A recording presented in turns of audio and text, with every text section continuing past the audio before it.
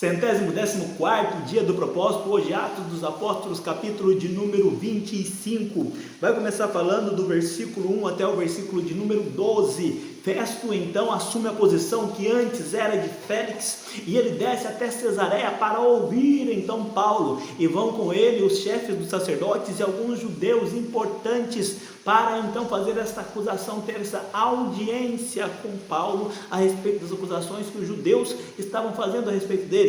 Quando chegaram lá, os judeus então formaram uma grande aglomeração, acusando Paulo de diversas coisas, mas nenhuma delas eles podiam provar que realmente Paulo estava realizando aquilo. Então Paulo diz: eu não fiz nada, nem contra Deus, nem contra a lei judaica e nem contra César. Nada do que vocês estão falando, vocês podem provar, porque não é verdade. Se eu tivesse feito alguma coisa, eu não me recusaria a morrer por causa dela, se eu tivesse realmente culpa, mas eu não tenho. E já que vocês estão querendo me entregar, então eu quero apelar a César, porque os judeus estavam falando para Festo mandar Paulo para Jerusalém para ser julgado lá. Porém a intenção deles era que no meio do caminho, através de uma emboscada, tirar a vida de Paulo. Então Paulo apela para César. Então Festo diz para ele: então, já que você apelou para César você irá.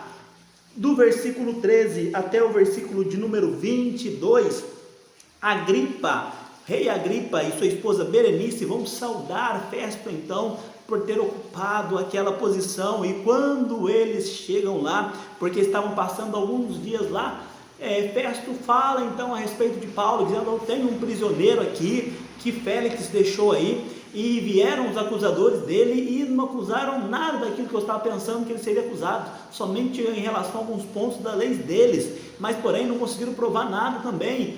E eu sinceramente não vejo motivos para esse homem estar preso, não vejo culpa nele. Porém ele apelou para César, então por causa que ele apelou para César, eu vou preparar um momento então para enviá-lo até César. Então Agripa se interessou pela história de Paulo e disse: eu quero ouvir também esse homem.